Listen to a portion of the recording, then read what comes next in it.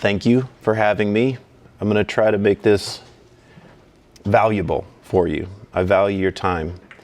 Why don't we start off with just a brief moment of silence for everybody we lost on 9/11, also the assassination of Charlie Kirk yesterday, and all of my brothers that I've lost, whether it's in combat or after they came back.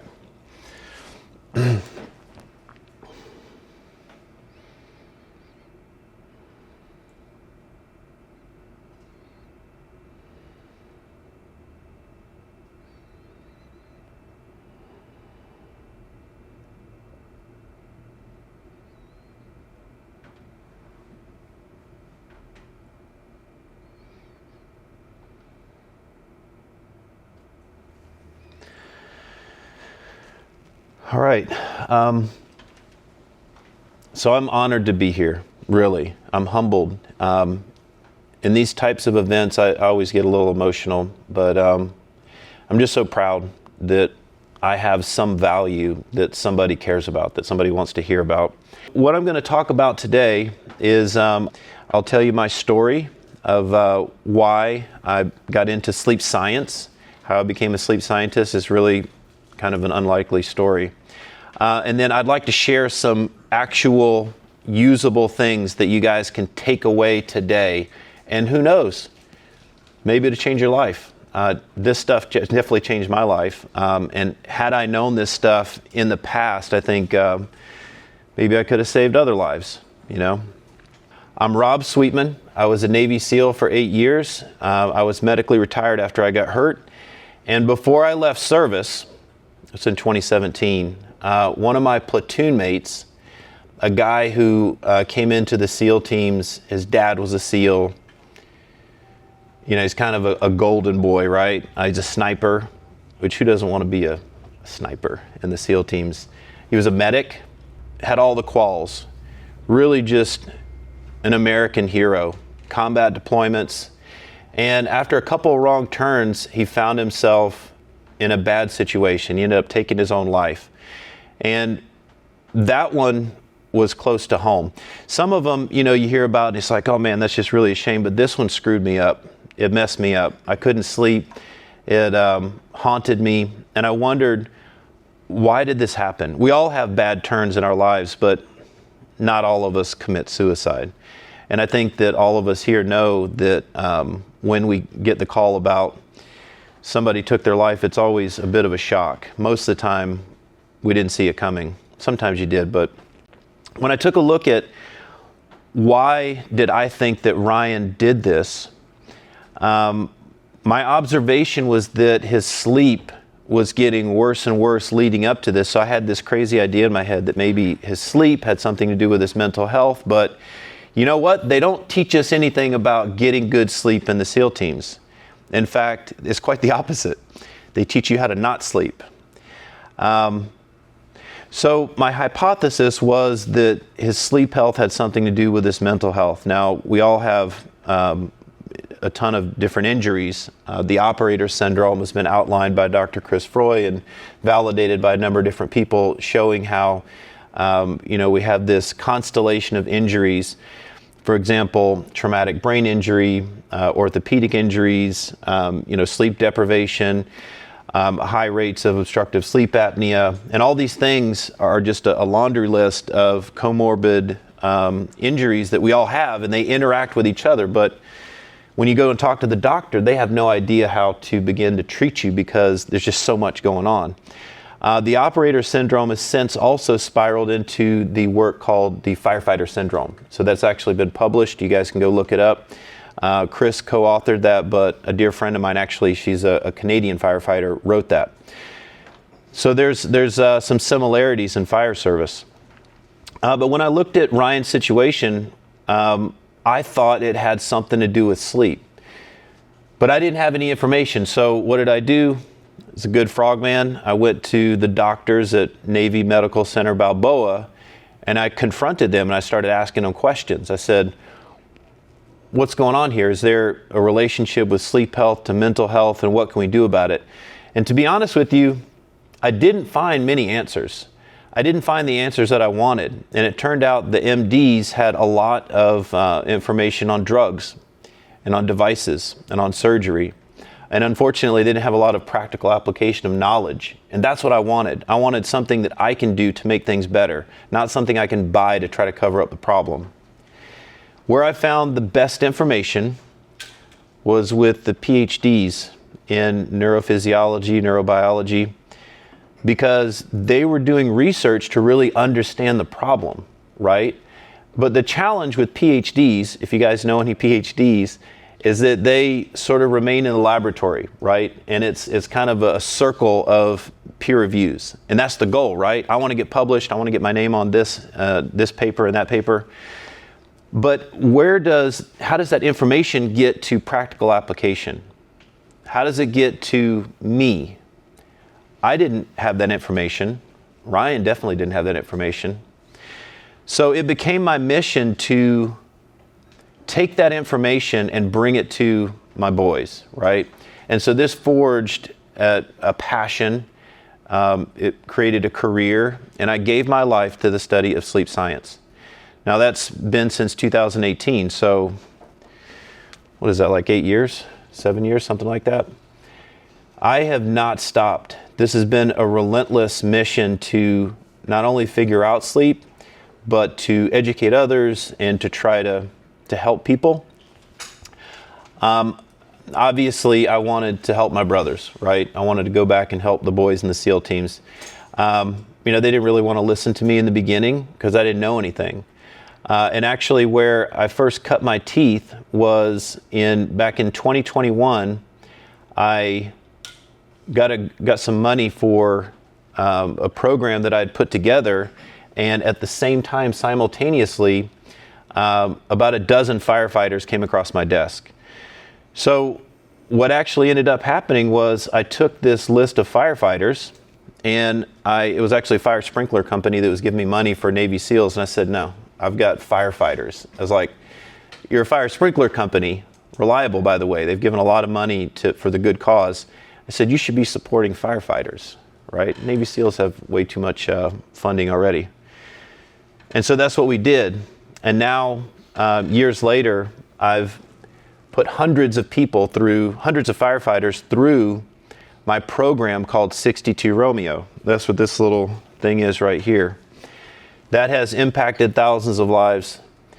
Now we're training firefighters, mostly peer support types, or health and wellness, fitness coaches. Every firefighting department is slightly different, but now we're training them to train their people exactly the way that I started to train people. So let's take a look at the website. So I want to provide resources for you guys. And by the way, if this topic is boring to you and you find yourself nodding off, I'm the only instructor here that will tell you that's okay.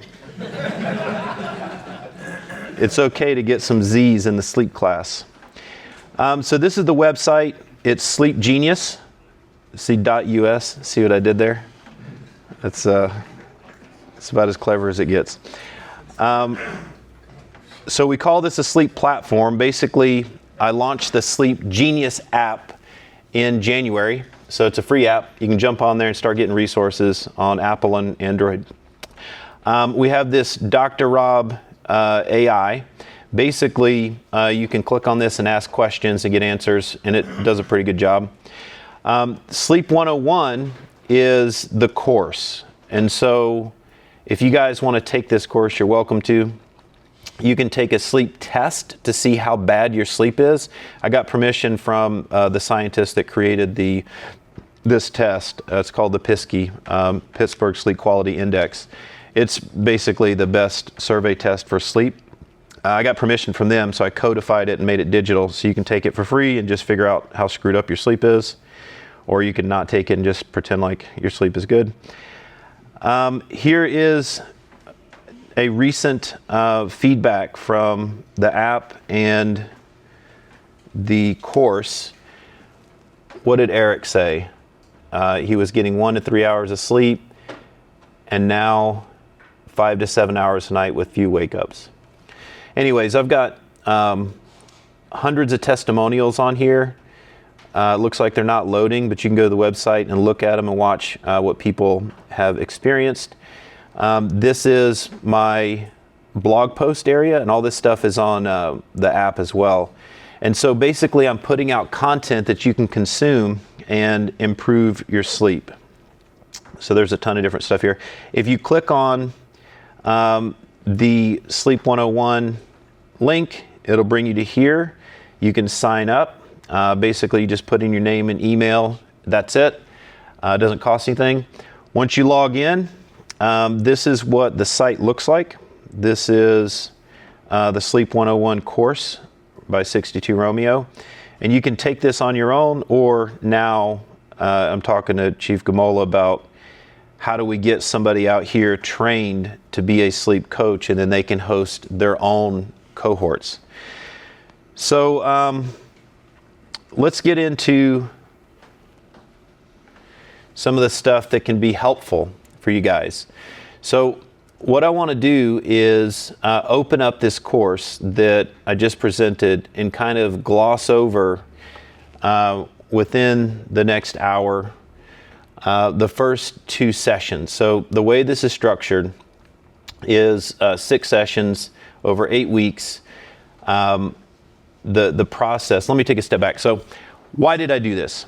All right, because of Ryan. How am I going to help people get better sleep? Well, my research from all these PhDs showed that we got to establish good habits, right?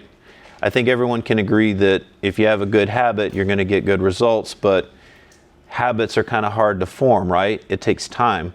Now, the basis of the thinking in everything that I do is that it's going to take 3, 4, 5, 6 weeks to create a habit. Does everybody agree with that? And who has done something for like 1 or 2 weeks and then they don't get results and then they quit, right? We all have done that because it's too hard to do 4 to 6 weeks of anything. It's ridiculous. It takes a lot of discipline. And so in designing something that would help people, I wanted to create a process that would establish a habit. So how do we establish a habit? Well, you got to do the same thing over and over for a period of time. And then a portion of your brain, we think that it's the basal ganglia, a group of parts of your brain that we associate with habit formation. All of a sudden, it puts it on autopilot, right? You're doing it, and then boom, it's easy. And so if we can establish sleep habits, then maybe we can get better sleep outcomes. So back in 2021, when we did the initial pilot study on what I'm about to show you, which we did a documentary about, that's published as well. Truthfully, all I wanted to do was test a piece of light and sound equipment that I just wanted to get to market. I wanted to save the world with this light and sound machine. So we created this 6-week program because I thought, first of all, we have to create a habit, but I have to have some content because people, how am I going to keep the attention of, these are a bunch of combat veterans. How am I going to keep them in, butts and chairs for 6 weeks? And so we said, okay, we'll do a 1-hour session. I'll teach a little bit of sleep. We'll add in some relaxation techniques to sort of tap into the autonomic nervous system. We all have heard of like fight or flight and what that can do to our sleep. And what happened was we did this 6-week program and we were able to significantly change everyone's sleep. And we didn't offer any pills, any drugs, any surgery. What we did was just ask them to show up once a week on a Zoom call, which is great for me because then I can just do it in my underwear, right? From the comfort of my own home, jump on Zoom. Very lightweight. We also had some recordings that we allowed people to watch. If you're a firefighter, you're on a call and you can't make it, you can watch it afterwards. So the point of this is if you're able to do something consistently over a period of time, you can establish a habit. So what does a good habit look like? Well, in fire service, it's very difficult to get a consistent schedule, primarily because you have a work schedule and then you have a home schedule. And if I know you guys, like I think I do, you probably also have side businesses that impact your schedule. And so you're juggling quite a bit. So how do you find something, some sort of consistent grounding within your sleep? And so what I'd like to share with you are some of the basics that apply to whatever sleep schedule you have. And then maybe we can talk a little bit about the dynamics of structuring your own custom sleep schedule that you can actually build yourself. Now remember, if we go over some cool stuff and you guys are taking notes, if you're going to make a change or you want to try something new, remember, you can't just do it for 1 or 2 weeks, right? You got to do it long enough for it to establish a habit. And so if you guys want to come up with some ideas for your own sleep stuff and then reach out to me and say, hey, is this crazy or does this look like it's going to work? Feel free to do that. And then maybe you have the confidence, like give you the thumbs up that you can do it, because that's quite a commitment to do anything for a full 6 weeks. So let me see if I can present this here. So that's me in the future. I'm kidding. I hope I can stay shredded by the time I turn white, salt and pepper. So this is our session 1. So this is the 2025 slides. This is the actual 62 Romeo session that people pay money to. Their departments support them, and they come and they sign up and they get equipment and they participate, and we jump right in. Now I'll tell you, the first thing that we do anytime we get a participant into the program is we begin measurements, right? I'm wearing the Oura ring today. I'm sponsored by Oura. We've used Fitbit and Withings sleep mat. We've used all types of sleep measurement devices. Every single person that's ever gone through the program has been measured from start to finish. And what we do with session 1, which I'm going to briefly gloss over this, I'm not going to belabor session 1 too much, is that we begin our sleep measurements. So if you guys were to sign up for my course, the first thing that we do is we're going to ship a box to your house full of goodies. Everybody likes goodies. And then you set up everything. And for example, we have a light and sound machine, which a lot of people are going to be like, what is this? I'm not going to use that. How am I going to plug this in? It's going to bother people at the firehouse, whatever. But then when they actually use it, and I show them the science about why we're actually using it, oh, all of a sudden the light comes on and they're like, wow, okay, I can control my neurology and my sleep a little bit better with these tools. So week 1, we are going to start measuring. And I will say that Oura Ring, this new one, the metrics it's blowing my mind right now. I'm actually shocked at what their algorithm is able to pull out. Whoop has always been the leader in metrics, and I think Oura is exceeding right now. Nothing wrong with Fitbit, and nothing wrong with like Withings ballistic cardiogram. We like to use the mat under the bed because you kind of plug it in and forget about it. But I will say that we do want to measure everything that we're doing so we know where we're at, but also you guys got to take this stuff with a grain of salt. The people that sell these things will tell you that it's the greatest thing, but they're only about 80% accurate at best, right? You know how you feel when you wake up. That is the best indicator.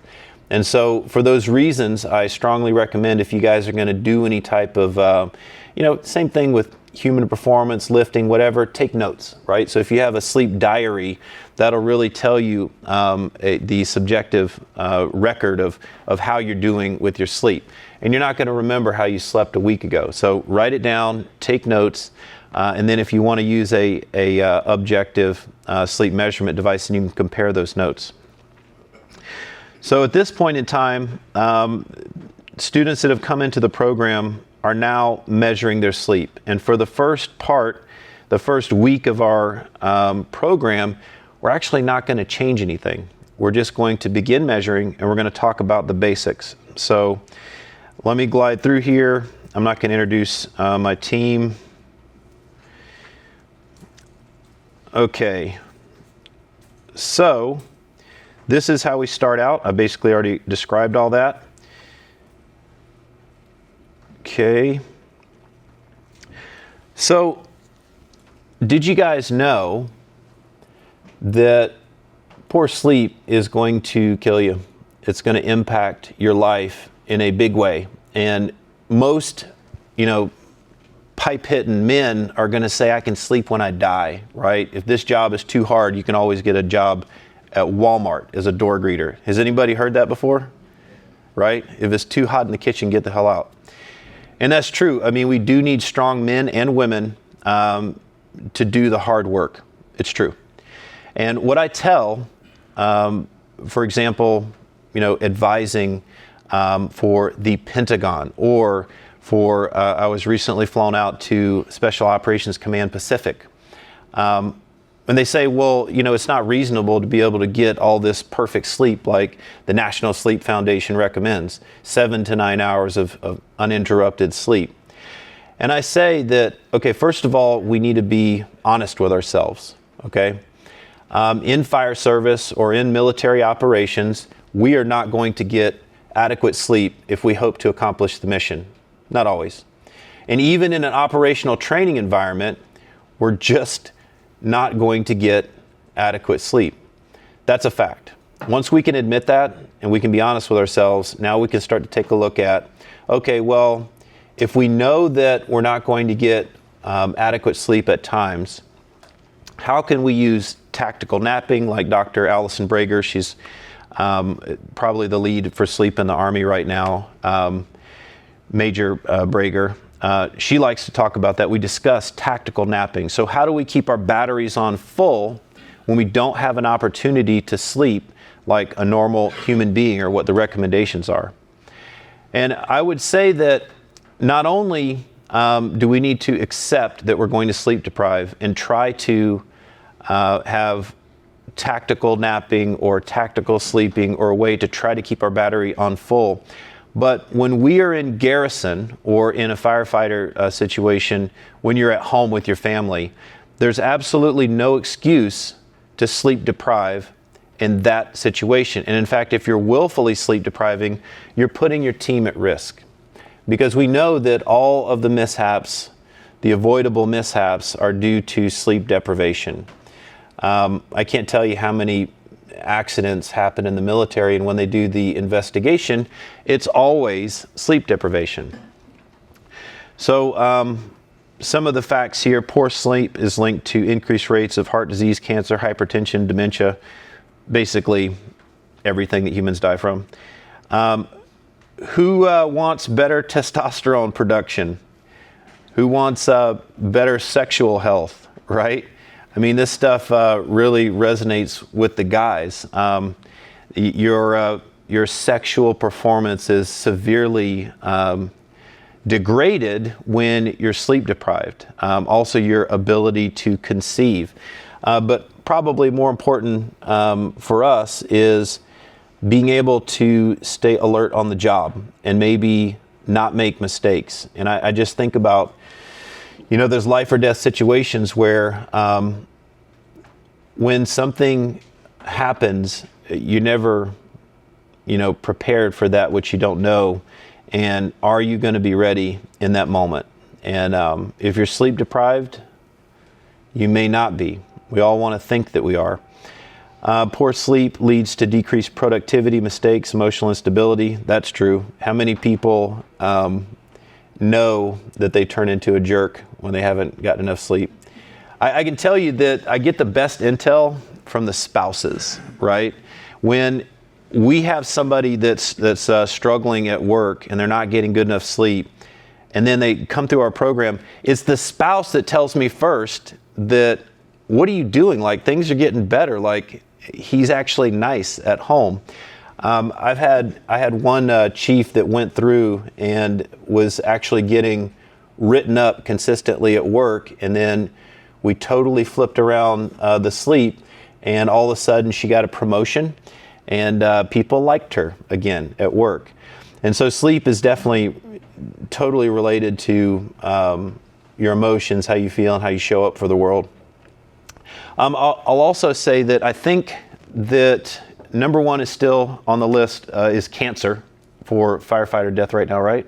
Well, it's cancer and cardiovascular disease. And if you look at the how do we keep from getting cancer? How do we reduce our risk of cardiovascular disease? It's sleep, number one.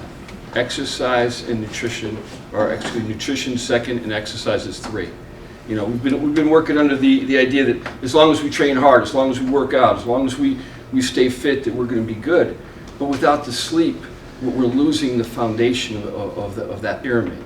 So what you're saying is how do we reduce risks of cardiovascular disease? Get good sleep. How do we reduce our risk of developing cancer? Get good sleep. And then we focus on nutrition, and then we focus on fitness.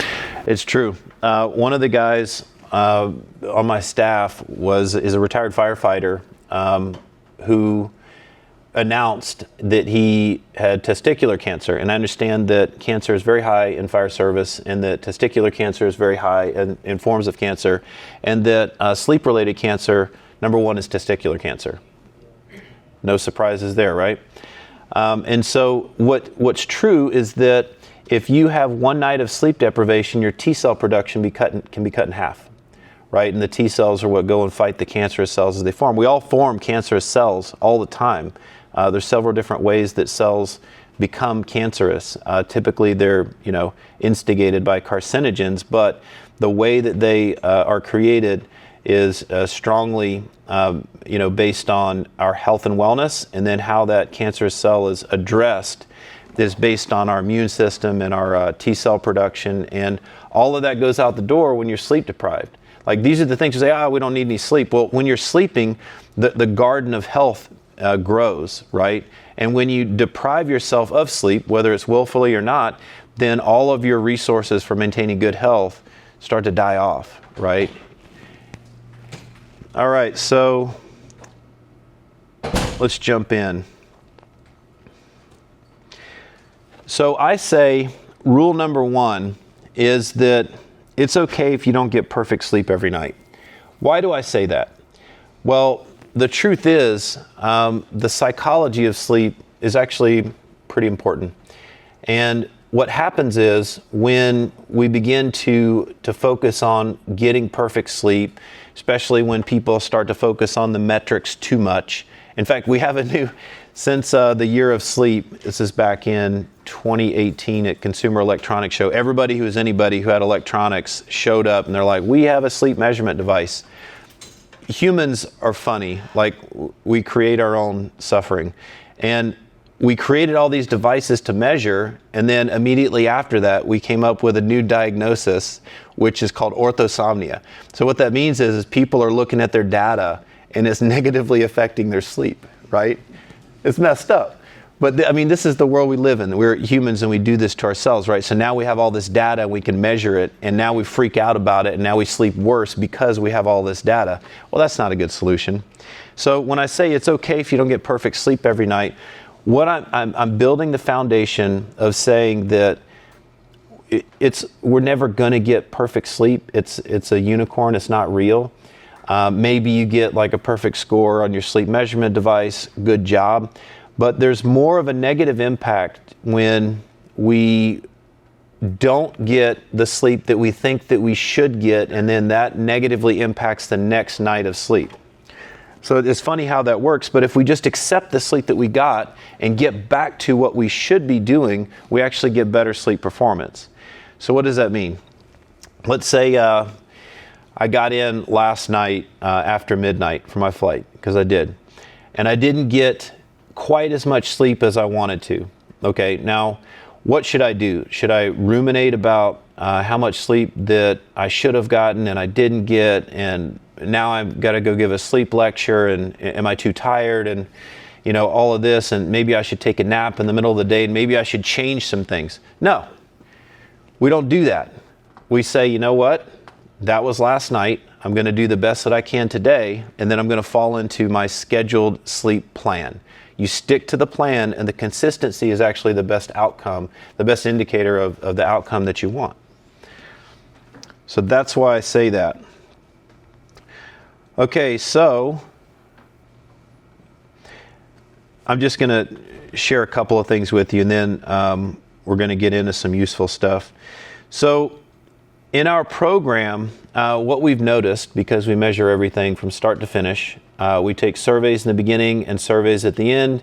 We do sleep diaries every day, and we take objective measurements with whatever sleep device is selected for the cohort. But we've been able to reduce sleep latency by over a third. What is sleep latency?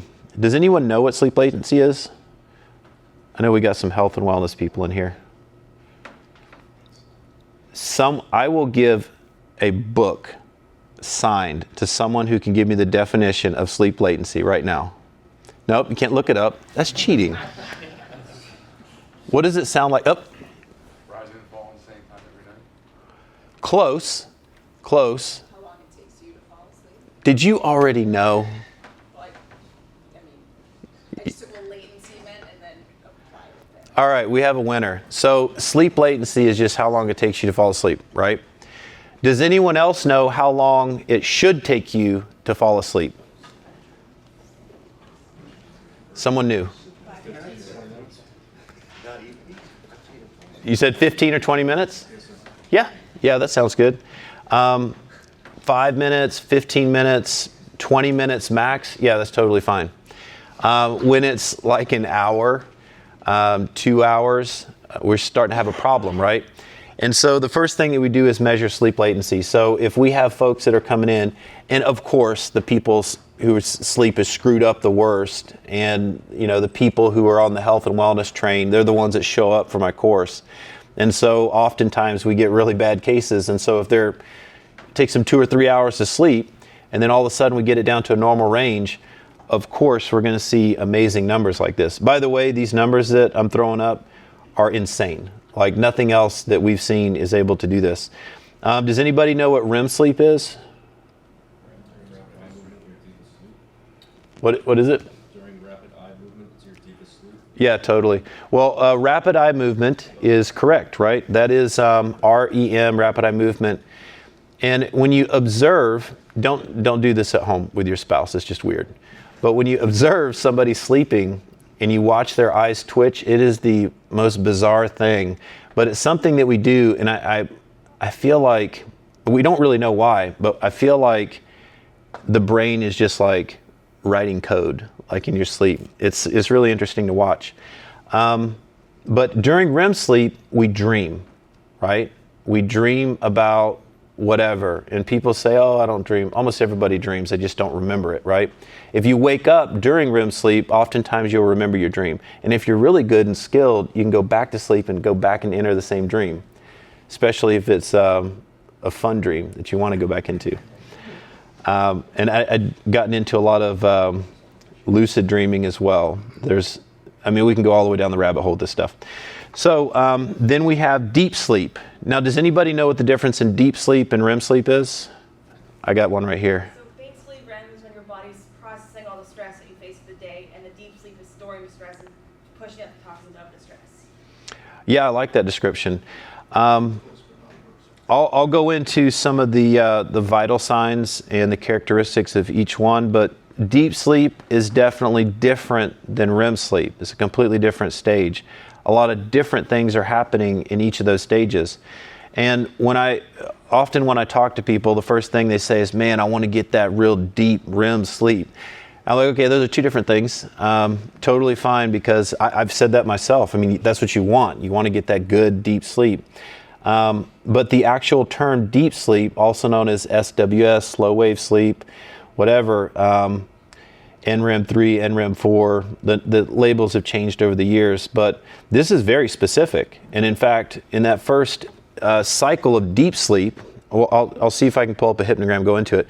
If we're measuring, and I'm a visual thinker, so what I'm doing in my head right now is on a scale of brainwave activity, high brainwave activity, low brainwave activity, we start up here high because we're awake, and then we fall asleep. On a timeline, we go boom into deep sleep, where our brainwave activity might go from like 25 hertz, that's the frequency, just like on your comms channel, down to 4, maybe less than 1, like somewhere in that range. I mean, nothing's going on up there in terms of what we can measure with a EEG.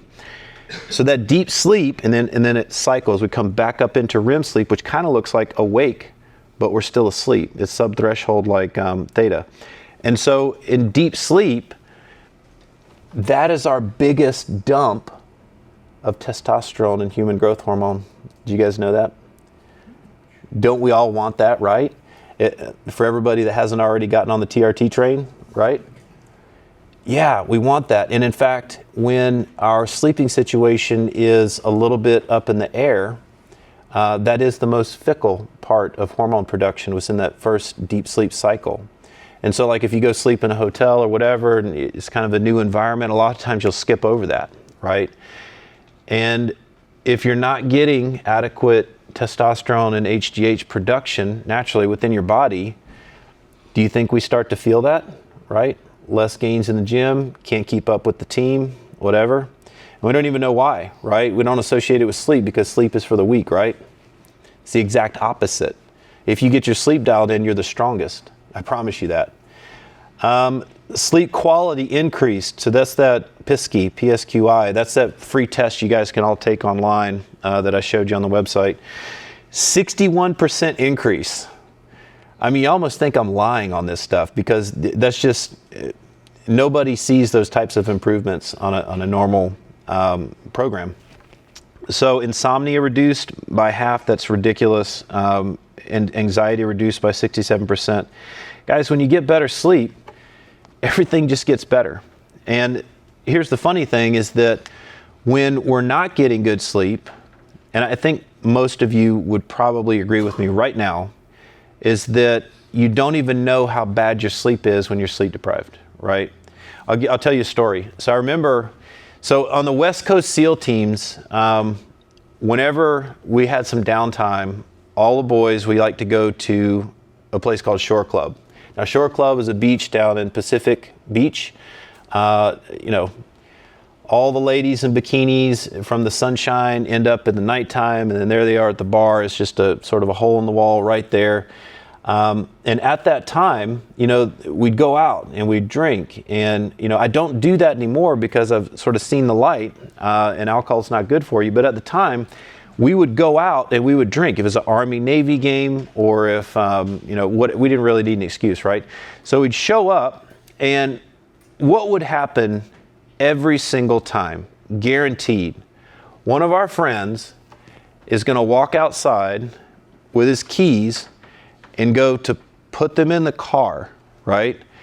And what do we do as friends? We go out there and say, hey man, you probably shouldn't drive, right? And what is their response going to be every single time? I'm fine. I got this, right? Why is that? Because they don't even know how impaired they are. How is that possible? How can we be so unaware? That's how it is with sleep deprivation. Once you hit that 20-hour wall, you are legally inebriated. When we did studies on the collisions, we had 2 ship collisions back in 2017, 19 kids died, never come back home, just signed up to be a sailor, and they were ripped out of their berthings into the Davy Jones locker. For what? It was avoidable collisions. It turned out that it was sleep deprivation. So now we have what's called blood alcohol equivalency for sleep deprivation. And so Dr. Nita Shattuck and all my friends up at Naval Postgraduate School, when they did the investigation, they referenced this chart. And I'm happy to share the chart with you guys if you want to look at it. I've been trying to find time to work on a firefighter crew endurance handbook that mirrors all of the millions of dollars of research we've done in the Navy. That doesn't exist currently, but it would be useful. So basically on this chart it says, okay, here's shift work, here's when we dip into the red zone. Red zone means that high risk, like something's going to happen. Yes, your friend driving home after drinking, something is going to happen. Maybe not tonight, but if you keep doing this, something bad is going to happen. So when we look at blood alcohol equivalency, what we're looking at is cognition, reaction time, things like that. When you hit that 20-hour wall of being awake, you don't necessarily have to be on calls for 20 hours, but you've been just awake for 20 hours. The amount of adenosine in your brain, the amount of fatigue, the amount of strain, the body's need for to process some of the things it does during sleep, all of that gets you to this point where you are legally inebriated at 20 hours of being awake. Now, is there anyone in this room that hasn't worked more than 20 hours straight? I think that's like day one requirement in fire service. So then we hit 24 hours and we're something like over 0.1, right, on a blood alcohol equivalency. And what's interesting is that if we were to sleep deprive by just 1 hour, let's say National Sleep Foundation recommends 7 to 9 hours of sleep. I know nobody's getting that, right? But then we cut that. Let's say we cut it down to 6 hours. Now you're losing 1 hour of sleep every night for, let's say, 5 consecutive nights. That's fine, right? It's not that big of a deal. Actually, you hit the same blood alcohol equivalency of being awake for that 20 hours as losing 1 hour of sleep for 5 days consecutively. So we're in this weird continuum of I can't get enough sleep because of my job, but then I'm not even aware of how bad off I am because of my sleep, to then now there's mistakes and now we got to file reports, and it's like we can do better. And that's my goal here is to share with you guys how we can do better. This is interesting. Actually, I'll touch on this because this probably answers some questions. Some people have heard of cognitive behavioral therapy for insomnia. It's not the same as cognitive behavioral therapy just by itself. It has some different modalities. It's a different protocol. But a lot of people have heard of it, and basically CBTI was tested by Dr. Jacobs over at the FDA level. He did a study to compare that versus sleeping pills like Ambien, and what you might imagine happened, having good sleep behavior was actually better with no side effects, and the sleeping drugs, the sedatives, were able to put people to sleep slightly faster. But the thing is, they weren't, you can't, if you're not measuring quality of sleep on sedatives, then you're not really getting a good picture. Of course, if you drink, what's the firefighter question? Is it one finger or two, right?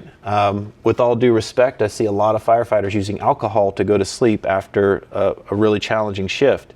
So does it make sense? Yeah, it's a sedative. It puts you to sleep fast. But does it impact your sleep and the quality of your sleep? Are you doing yourself any favors?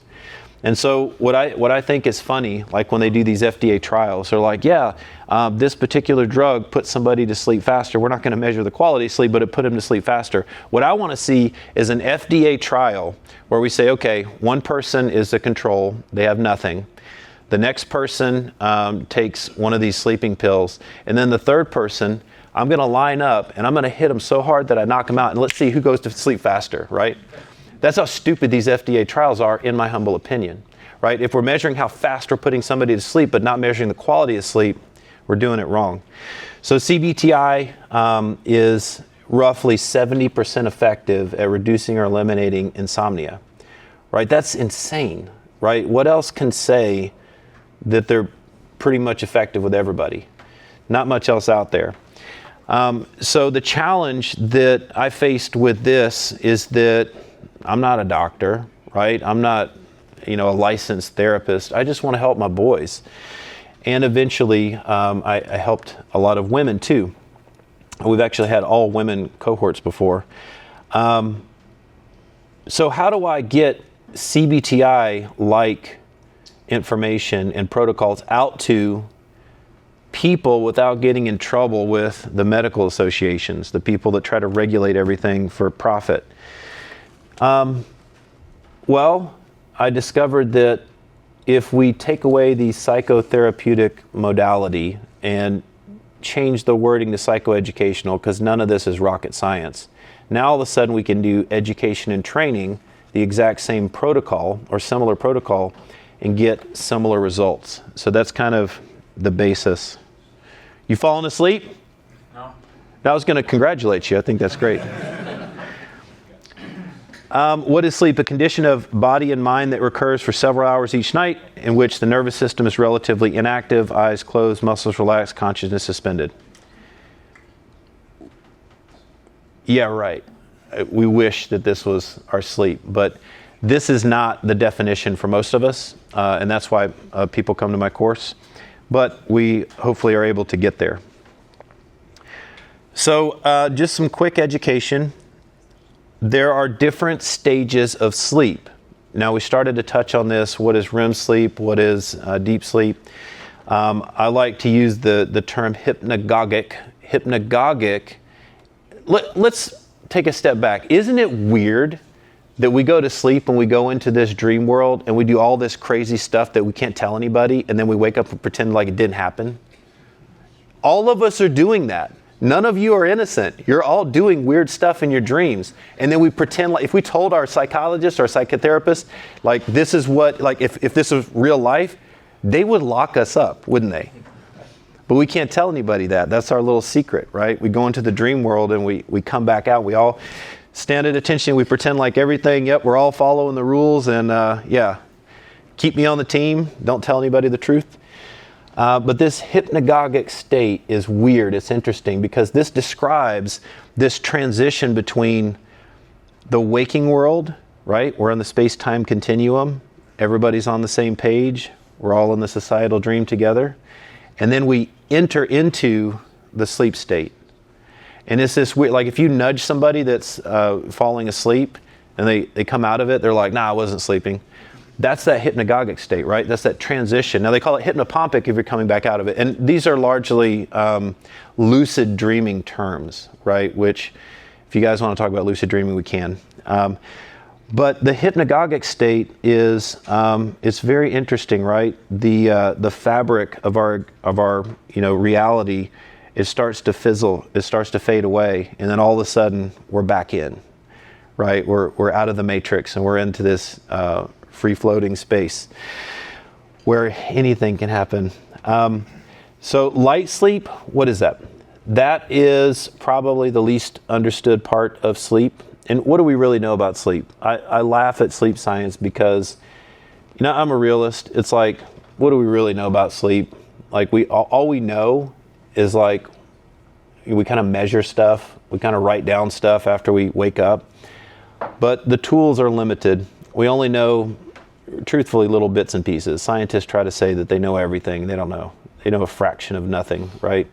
But we're doing our best, right? And so light sleep is what we have measured with a EEG. It's called electroencephalography. It measures brain waves. It's electrical impulses. And we have other ways. You can do fMRI, blood perfusion, like whatever, but like that's it. We just have little tools to kind of like measure what's going on. And in light sleep, it makes up about 50% of our sleep.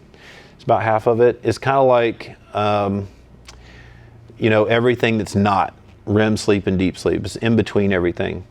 But I think it does probably have a lot more, it's probably a lot more important than we understand right now. There's a DARPA project that is currently ongoing. That's the Defense Acquisition Research arm of the military. And what they're trying to do is figure out a way to eliminate all light sleep and just get like the little bits of deep sleep and REM sleep they need so they can make, super soldiers that don't need sleep or only like 2 hours of sleep, which is insane. I think that that should be illegal for them to even be testing this. But light sleep, I think, is more important than we understand right now. Right now, it doesn't get a lot of credit. The only thing that we really associate light sleep with is just kind of sleep spindles. We have some sleep spindles that occur. There's a higher occurrence of sleep spindles. We don't even know what that is. We think that it's, a part of the memory consolidation process. If you ask Dr. Joe Dispenza, he would say that this is interdimensional communication through the third eye, right? Through our pineal gland. Who knows? But it's definitely, it kind of looks like, if you imagine, so you're watching this occur in live, it's kind of like what you'd imagine like a blip from alien communication. Like you got a satellite, you're at NASA, and you're like, we just got something. Wait, what is it? It's like, it could be another form of life out there. That's kind of what it looks like. It's an anomaly within the EEG. You're like, what was that? We've tried to unpack it, but we just haven't really gotten that far. Deep sleep. Like I said, we go into deep sleep immediately, typically. on a regular sleep schedule, on a full night of sleep, you go into deep sleep first, and then REM sleep. And so what this looks like is, if we go back to my visualization, we have high brainwave activity, wakefulness, all the way down to no brainwave activity. And sort of, we on this time scale of like 8 hours of sleep, we go down into deep sleep. And then we start to come back up, maybe a little bit of light sleep in between, and then we hit this stage of REM sleep, where our brainwave activity is very active, right?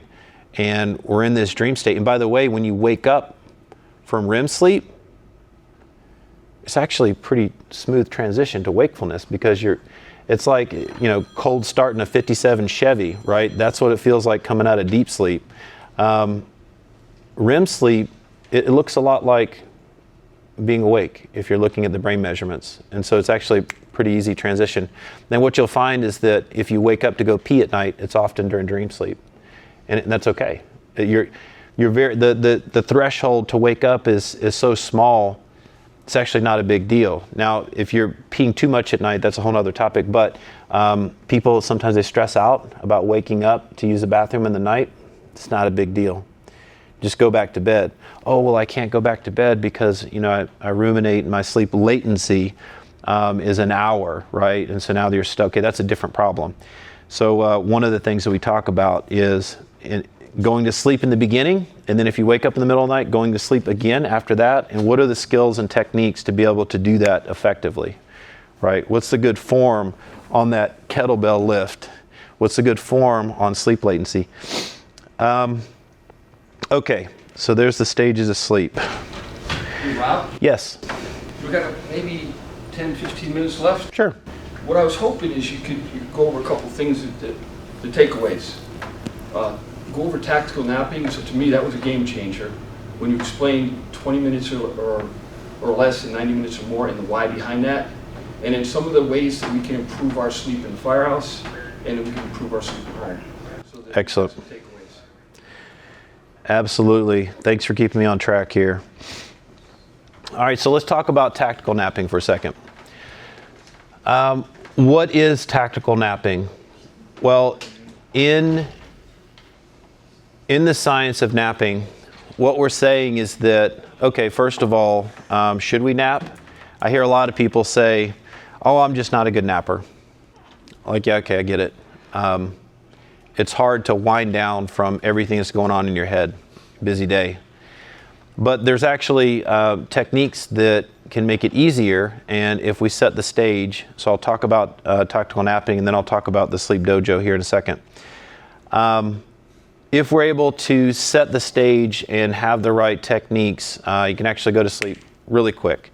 And so the thinking is that the original thought process of napping is the siesta, right? So you have a natural dip in your metabolism around 2 p.m. A lot of people think it's because puppy tummy after lunch, but that's not true. Actually, you have that dip whether you eat or not, right? And so that's associated with the siesta, and a lot of cultures throughout time have taken daytime naps.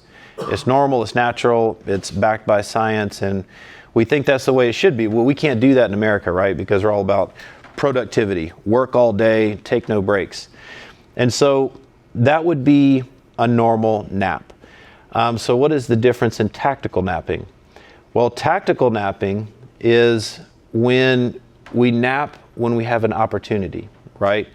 So I can imagine like getting ready on the flight line, and all of a sudden, you're supposed to get on an airplane and launch, and then all of a sudden the times get shifted.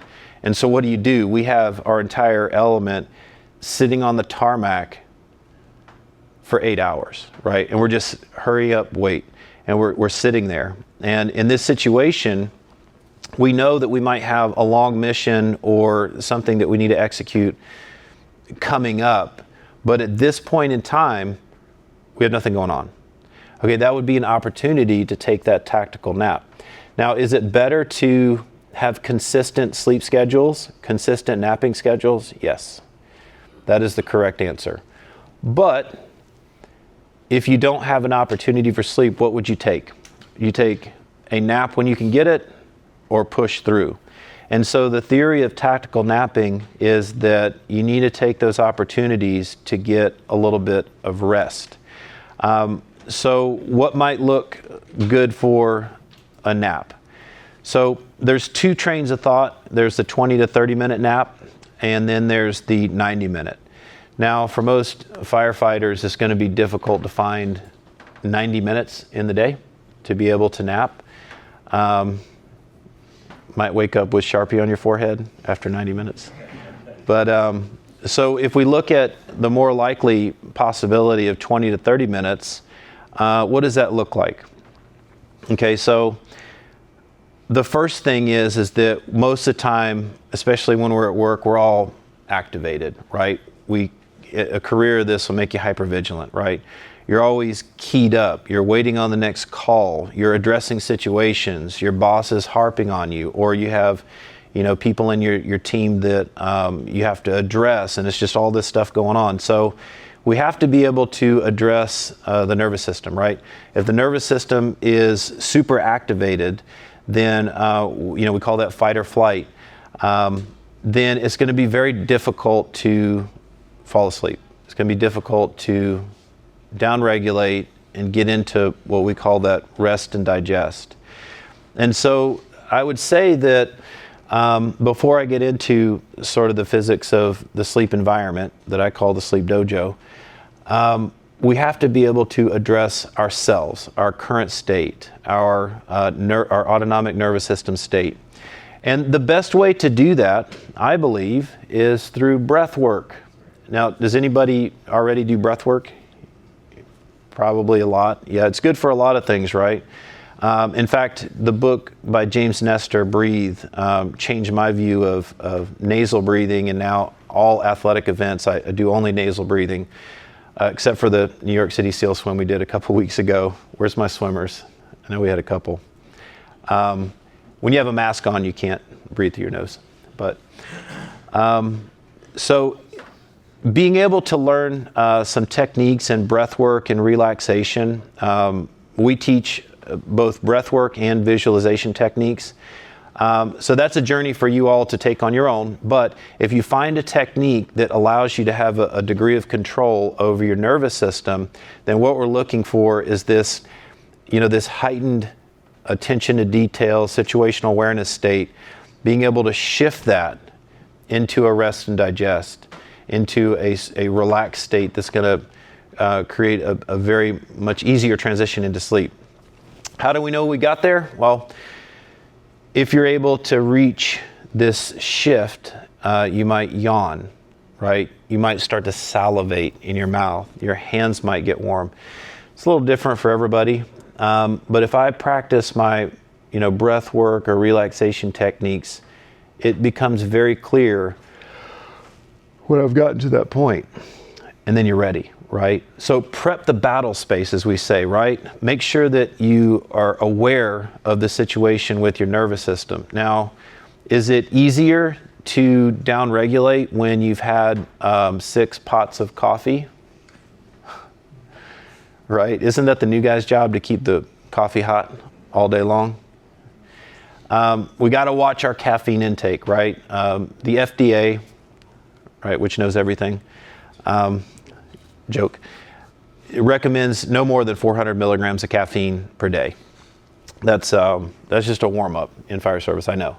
But if we can avoid excessive monsters and Rippets and Celsius and coffee, it actually makes it easier for us to be able to get a nap and to go to sleep at night, for that matter. And the primary reason we reach for the caffeine is because we feel tired or not fully awake. All right, so we've got 20 minutes to 30 minutes to nap. Now, for me, when I am preparing to nap, we'll go over some of the things that create the perfect napping environment. So we've created our napping environment. We're going to go into a nap. We have our schedule. We checked in with our team. And by the way, I've helped teams put together sort of a schedule so people can get naps in alternating times. So everybody gets a quick reset whenever you have downtime. So let's say you have an entire team of like 12, like 2 people are taking a nap. and then the rest of the team is doing whatever they're doing, and then the next 2 people sort of take a nap. And if you take an approach, a smart approach to being able to take a tactical nap and stay at a high level of alertness, then everybody is going to be safer. You're going to have less mishaps and less issues. But most of the time, it's a jump to get there because people don't acknowledge the importance. So now that we're acknowledging the importance, now that we're saying that, okay, we're going to take a nap, now we've got we looked up Wim Hof on YouTube, and now we've got our breath work.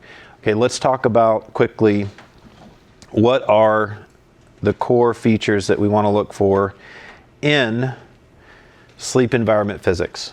So I feel like we don't have that much time, so I'll try to breeze through this. Rule number 2 in my program is you are in control of your sleep. It seems like an oxymoron or opposite of rule number 1. But actually it's not. We should accept whatever sleep we have achieved in the past, but we also are in control of our schedule. And if we structure our sleep environment, we can actually control a pretty high degree of our sleep. And there's other factors like psychological safety and feeling good in your sleep space. So I want to quickly go over light, sound, and temperature, right? I don't think we'll have time to go into the stimuli in the sleep environment, but has anybody heard about blue light? Like, oh, you shouldn't have blue light. And then, then you're on the screen in the back of the rig and it's shining light in your eyes at nighttime. And you're like, oh, what do I do? Well, you could wear blue blocking glasses. They have ones that people aren't going to quite make as much fun of you as they used to be really bad. You have the screen protectors. You have the little screen thing that you put on there that blocks the blue light. So I'll talk quickly about why that's important. Sound. This one's probably the most shocking that most of you aren't going to believe me. I'll just prove it to you. And then temperature. So I like to use the term sleep dojo, right? So let's make this a term that we use within this fire community, right? Sleep dojo. What does that mean? So I've trained jiu-jitsu my whole life in wrestling, and when we get into the dojo, right, what do? First thing is always the traditional Japanese bow, right? And the Gracies have created such a beautiful sport with the jiu-jitsu. Everywhere I go in the world to train jiu-jitsu, we do the same thing. We bow. Why? We're showing respect. We hope to have a training partner that doesn't kill us, and we're going to do the same thing. We're going to listen to the instructor. There's certain things that we just show respect. That's a beautiful thing. And if we look at the space that we sleep in, sometimes we call it the bedroom, and we have that much respect and reverence for the process of going to sleep and recovering so we can be 100% the next day, then we're going to make choices that just sort of respect, right? We don't have to bow when we go into our bedroom, but what if we respected this as a place that is required for a good life? So light pollution, I'm going to go over this super quick. Bright light in the eyes makes less melatonin. Melatonin is the sleep hormone. So we want less light volume, and we want to stay away from the blue spectrum because we have studies that show that the melanopsin ganglion cells in the retina are excited by the blue wave spectrum more than other spectrums, and the blue is pretty much absent when we see a sunset. It's just the way God made Earth, right? So the problem is LEDs, modern lighting devices, iPad screens, and all that stuff are impacting the way that we are perceiving the outside world. So if we can reduce the volume of light and stay away from the blue light, that's good. So what does that mean for our sleep dojo? Let's say we're trying to do our tactical nap. We want it dark. If you can't put on the blackout curtains and you can't murder out the room to where it's completely black, what do? You have a face mask. You put it on. Be smart. Get one that looks kind of cool so you get made fun of less, whatever. Or just get the big pink puffy one and just go all in. That's fine. But when you're able to block the light, you're going to be able to get that tactical nap better. You're going to be able to have a lower sleep latency at home. And especially if your spouse has a different sleep schedule.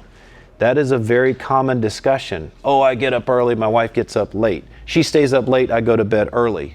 Well, she keeps the TV on watching Netflix. Okay, maybe we should cut that out, right? But now if you have an eye mask, you've eliminated the light and you've taken control over your sleep situation. So you got to be smart about this stuff. This impacts you in a big way. We're not going to go over sunlight, blue light. All right, so this is interesting. So on a wavelength scale, I guess it's not fair to show you. I'll show you guys a little science here. On a wavelength scale, the visual spectrum allows us to see the colors of the rainbow. Ultraviolet and infrared we can't see with the naked eye. So if you guys look at this screen, I'm not even sure if you can see that up there. 400 to 500 nanometers is like a rough range for blue light. If we go all the way up to 700 to 800 meters, that's your red light. That's going to be safer for nighttime. All right, so keep that in your mind. We're going over the different spectrums, the different types of light. Okay, when we do melatonin suppression analysis, which melatonin is the sleep hormone, what we see is that between 438 and 493, 450, 500, whatever, that range of frequency, which is blue light, suppresses melatonin the most. And so, like normal distribution of light waves that impact melatonin suppression, basically it's LED lights, period. Okay, melatonin, adenosine, GABA. If you guys want to do research on your own or message me about that, happy to talk about it. But those are the things, the factors that contribute to us feeling sleepy. iPhones, this is a good one. iPhones, look, this is a spectral analysis of iPhones. A lot of blue light, no surprise. But guess what? If you put on the night mode, it reduces a significant portion. So the software on your laptops and your phones will actually reduce the blue light for you. Just make sure and turn on your nighttime settings. It's another hack. E-readers, you're not out of the woods. Okay, so next one is here's some stuff you can get off Amazon. Blackout curtains, blue blocking glasses, red reading lights, so you don't turn on the bright light. So noise pollution. So I want to make, this is a big point. I want you guys to really remember this one, because I think most people don't believe me when I say that noise affects sleep. Because a lot of us think that when we go to sleep, we block out the world. We're dead to the world. Because when we see someone sleeping, you're like, man, they're out, right? You can kind of nudge them and they don't wake up. But the truth is, our brain is still processing sound. And that's why we've been able to survive as a species before modern society. We've only got maybe 7 minutes, but you're hitting on an area that really affects the fire service now, and there's a little bit of controversy.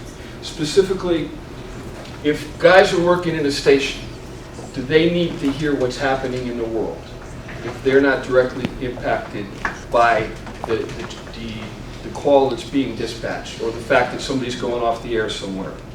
From a health perspective, as a sleep expert, do you think that it's more important for those little moments of sleep to be interrupted by needless air traffic just so you can stay informed? Or is it more important that we give our guys the opportunity to get good sleep whenever possible? It's a great question. And not a new question. In fact, everyone wants to know the answer. And when I briefed this to skippers of U.S. naval ships, typically the response is that they want to stay on call 24 hours a day. They don't care if you get good sleep. And this is the old watch. This is the way that it's been done. And in order to do it any differently, there has to be a change of guard, right? And so, I've got friends that have told me that, they wake up in the middle of the night and they'll clear their house with their Glock, right? And then they'll realize that they're at home with their kids and that there's no threat. right? And so these sometimes you can be hypersensitive and hypervigilant and be alert to anything. What I would say is, if we had the option to address a potential emergency from a sleep-deprived state, or if we were to address an emergency fully rested, which one would we choose? Obviously, well rested. So how do we discern between something that we need to respond to and something that we need to just let it slide? And it's funny, I've got friends in Israel, and they have the Iron Dome, and the transition from pre-Iron Dome to post-Iron Dome is now when they hear the rocket alarms go off, they're like, Iron Dome has it, and they go back to sleep. Where in the past, a very different situation. I digress. So here are the facts. Really quickly, this is a hypnogram, and basically this is a normal pattern of sleep. What Dr. Musette wanted to determine was, does this sleep change if we introduce noise?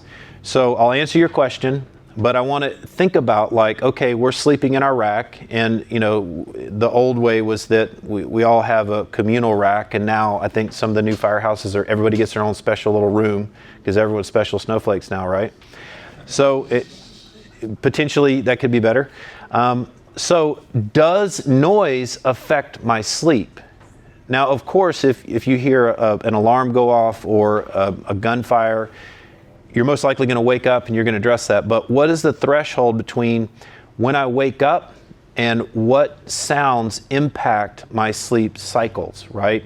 And I'd love to touch base on obstructive sleep apnea if you guys reach out to me, because there's some similarities in how that affects sleep cycles too. But what Dr. Musette did was a cohort of 17-year-old-ish, 18-year-old-ish healthy males, put them all through. They slept and they measured their sleep. And then night 2, they introduced sleep. And so what he wanted to know is, does the noise affect the sleep?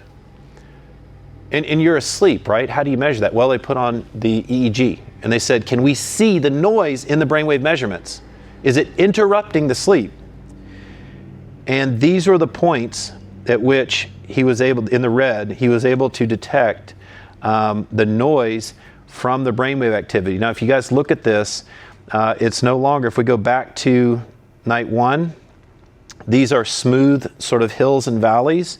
And then night 2, the parts marked in red are interruptions in the sleep cycles. What does that mean? It's breaking up the sleep cycles. You're not getting the recovery that you need, right? Remember I told you TRT and HGH in that first cycle of deep sleep right here, that's gone. Right? And so this is a very fragmented, this looks like the sleep of an alcoholic. Not quite, but that's not good. And all it was 35 decibels was the threshold. I'm talking at 70 decibels right now. That's nothing. And so all I'm saying is that if we know that noise is going to impact the quality of our sleep, but we also have to be able to respond to emergencies, where do we find common ground? Where's the middle ground? And I would say that number 1, wearing earplugs is not going to prevent you from responding to a call. That's the fear, because we always want to be there when we're needed. But the truth is, if the alarm goes off or somebody tries to wake you, you're going to wake up. But if you're sleep deprived, you actually might sleep through something that you need to respond to. So getting the highest quality of sleep, of course, is going to be my recommendation. If we're able to block out that threshold of 35 decibels, let's call it 35 to 70 in that range, block out most of that with earplugs, or if we use a white noise machine, the Airbnb you had me stay at last night had one in the room. Thank you. Thank you. You know me so well. Yeah.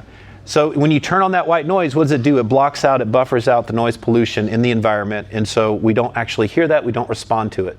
And if it's smooth and melodic, white noise, rain, whatever you're into, it actually is calming for our brain, and it's not going to keep us awake. We think, oh, if I turn on that noise, I'll stay awake. No, you won't. If it's smooth and melodic, it blocks out the noise pollution. So with that said, decibel that white noise is at?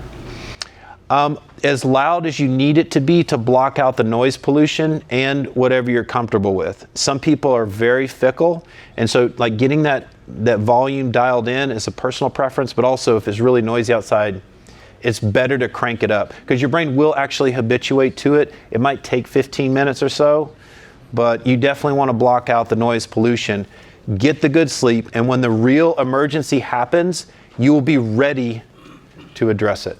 So what you're saying is if we completely turned off the stations that after 10 o'clock, that between 10 and 6 in the morning, we just didn't listen to the stations that were getting toned out, and we only got toned out in our own station, that would be ideal? Well, on the 1MCs on the Navy ships were reduced to a specific window of when they're allowed to come across because the old Navy was just blasting the 1MC, which is the radio, all day, all night, and no one was getting any sleep, and everybody was getting hypertension, suicidal ideation. If you ever seen a chief, you know, after being at sea for years, like there's always a problem with weight. It's not actually, there's a number of different reasons for that, right? They're not getting any sleep, everything just tore up. So they've been making positive changes in that direction. So that is a larger conversation that I'd really like to look at, the timing, the volume, the need. I can't quite perfectly answer that, but it sounds like what you're hinting at is the right direction. One of the challenges that we have in the fire service is that the whole concept of situational awareness. Are you aware of what's going on in the department today, at this moment in time? If you're sleeping at 5s and 2s has an EMS call, do you really need to know? No. Now engine 2's out of service. Does that affect my ability to respond? Does it affect my first due error? You don't need to know that information. Because if your situational awareness is diminished because of fatigue threshold, because you've been up in more than 20 hours and you're legally drunk from a cognitive perspective, what's better? Is it better that you had the sleep you needed so you could stay this side of crazy? Or that you listen to every call that went out, like we've done for so many years, and then we get used to it. And the worst thing, I wish we had more time, but Rob will get into it one-on-one, is the cognitive disconnect between actual performance and perceived performance. I'm dialed in. I'm ready to go. When the reality is you're 30% slower in your reaction time, your reflex time is much longer, and your risk of getting injured is much higher. Rob's going to be around if anybody has any questions. Rob, I want to thank you, brother. Thank you. God bless you. You've got a